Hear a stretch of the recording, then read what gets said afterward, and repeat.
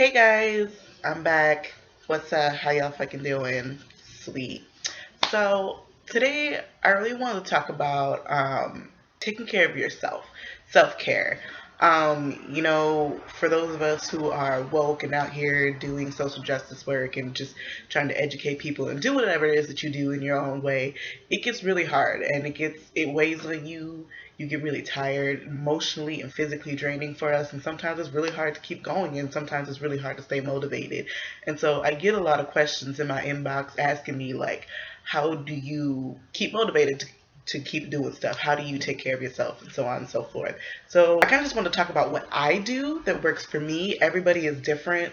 So you can take these things and kind of see if they work for you, and then you can kind of, look around at some other sources and see just what it works for you. First of all, let's talk about like what I mean when I say self-care. Self-care is basically just finding a way to take care of yourself first. You can't accomplish anything if you're not sound and healthy, both physically and mentally, with yourself first. You're not going to be able to help anybody. You're not going to be able to help the movement or whatever it is that you're out here doing. You can't do that if you aren't right within yourself first. So it's very important to remember to actually take the time to get yourself right first before you go out there and try to do the work. And when you're doing the work and you feel yourself getting drained and tired, you need to stop and be like, you know what, I need to put this on pause and I need to take care of myself first. So the first thing I wanted to share with you guys that I think is really important about taking care of yourself is that it's okay to log off. All of the stuff that we do, there's so much online activism, and that's great. Keep doing it. But I feel like sometimes it's really hard for people to turn it off sometimes. Especially last year, I think it was really hard because it was like every single day we were hit with Trayvon Martin and Mike Brown and everybody else, Sandra Bland, and it was just like it was story after story after story. It got to the point where you could not log on without seeing some tragedy, and it was hard, like physically and emotionally. It was hard to sit there and look at these videos of black people being beaten and murdered and just slaughtered in the streets. It was really hard to turn that on. Every single time you turned on the TV, they were replaying Mike Brown's video and replaying every fucking video, every showing pictures of dead bodies. Like, it was just everywhere you look. You go on Twitter and there's pictures of dead bodies just plastered all over the place. You turn on fucking CNN and they're just replaying niggas getting killed like left and right. It's like, and it's crazy. It's ridiculous. So I really think that for me personally, I have to log off. And I don't necessarily mean literally log off, but sometimes, like, I just have to stop reading. I know personally the shit that we're going through. I don't need to read the 6,000 stories that come out every single day because I already know those stories aren't for me. Yes, each individual person is important, but I already know the problem at hand. So I cannot read every single story about every single injustice that is happening in this country. I just can't do it. Like, physically and mentally, I just cannot do it and like stay healthy with myself. So there are sometimes, honestly, I've been on like a 6-8 month hiatus of all of this shit going on, and I'm just really just focusing on shit with me, talking from my own experience. I That's something that works for me.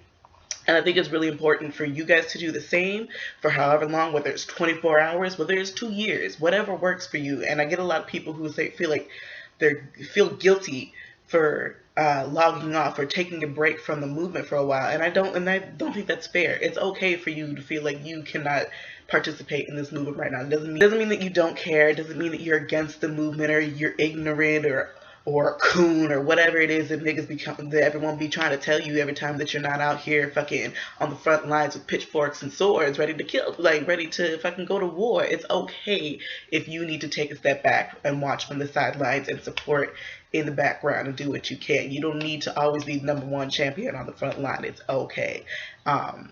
And you shouldn't feel guilty for that because we all need a break. We all do. There's no way that we can always be out here 24 fucking 7. The second biggest thing is really just finding a way to relieve the stress, or just finding a way to become sound again with your mind and body. And like I said, there are hundreds of dozens of different ways for you guys to do that. For me personally, I like to read. I like to pick up books about my history, about my people, that just reaffirms that we are the baddest bitches on the planet. And that works for me. I love to just read historical books. I read a lot of Maya Angelou. She's one of my favorite authors. I literally have a whole book of her poems. Every single poem she ever read, I have the book of it. And sometimes when I need it, when I feel like I'm stressed or whatever it is, I just pick it up and I just start reading. Like, I'll just pick a page and read it. So Maya Angelou is one of the people that I always read. I started reading this book called Our Hair Story. I'll show you guys this here, and I'll put a link to it. Can you guys see this? I have been reading, and it just like brings back so much empowerment for me. So really what it is, I'll put a link to it in the description, but this book basically it tells the whole story of black hair in both men and women. Like, this thing starts in like Africa in like the fucking 1400s. Like, literally the first chapter of this book is black hair and bondage starting in the 1400s. And it starts, just talking about like how our hair was used for like cultural things. Like, you would know what village somebody was from by the designs in their hair. You would know what somebody's last name was by the designs in their hair. And when people got married, their hairs would change. Like, it's all this stuff that we use messages and all kinds of shit. It's crazy. And then it basically just kind of goes through up until now. It starts in the 1400s till fucking 2015 or wherever this book was out, and it's just amazing. It's an amazing hair story. It's just something that is really great for me, and it relaxes me, and it just really empowers me. So that's something that I've been reading that I absolutely love. I also picked up this book at Barnes & Noble. It's called African American First, Famous Little Known and Unstrung Triumphs of Blacks in America. I don't know if you guys can see this picture here. That's so breezy on the front cover. And basically, look how thick this book is. This is literally just a book that talks about black people who were the first to do something. Like, this whole thick ass book. And it's like, it's crazy. Again, like, these are just really things that like reaffirms me in black power and just encourages you, because it's like, nigga, nobody tells us about the first black people to do anything, and here we got this big ass book. I'll put a link for this down in the description too, but honestly, like, this is one of the things, and it's separated by like literature, law and government, arts, history. So it's separated into different categories. So if you're like interested in something, religion, you can open it up. I just be like randomly picking a page and just be like, I'm just reading, because bitch, what? We famous. Bitch, what? One of my newest additions to my self-care routine, and probably my favorite thing, is adult coloring books. They're so much fun, and I'm not talking like adult, like porn, like XXX. I mean, if you want to get one of those, cool. I don't even know if they have them, but I found this one when I was flying back home from Seattle to Boston. Flying back home. I was flying back home from Seattle, and I was just sitting in the airport, and I found this. It's an I Love My Hair coloring book. It's so much fun, you guys.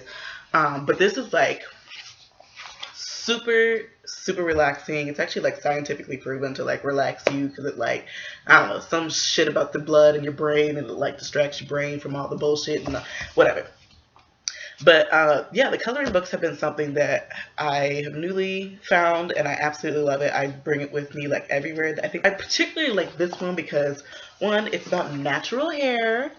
Again, it's about natural hair. It's called I Love My Hair. It's about natural hair. It was written or like drawn by a black woman. I'll put the link for this down here too. It's like $12 on Amazon. You guys should go get it.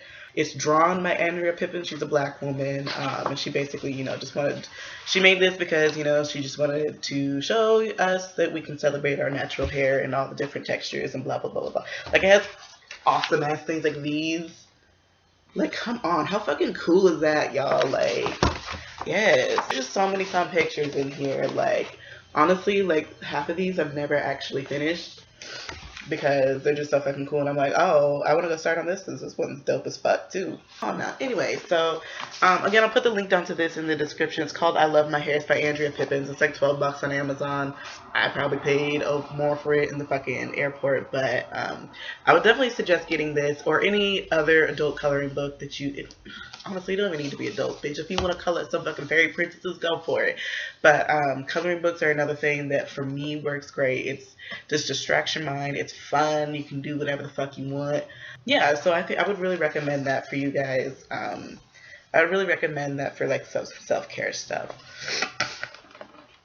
those are my biggest self-care things. I'll try to put some links in there to like some other ideas that you guys can do. I know some people do like meditation. Some people like to just go to the gym. Like there's so many things that you can do. Some people like to knit, do arts and crafts, draw, whatever it is that you do. Really, the bottom of it is just find something that relaxes you and takes your mind off of all of this bullshit that's going on in the world.